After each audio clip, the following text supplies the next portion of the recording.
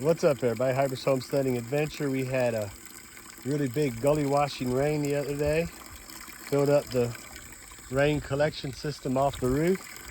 Washed the roof. Washed the rain collection system. It's very nice and clean. And very beautiful and clean.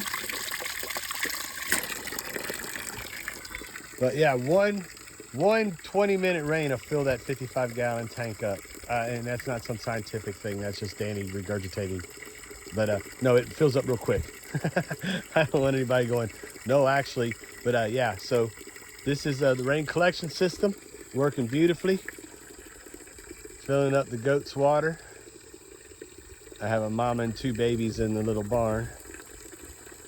And they are very mobile now, so they're not really babies anymore.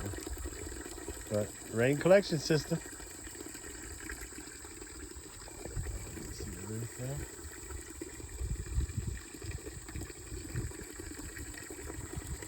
There we go.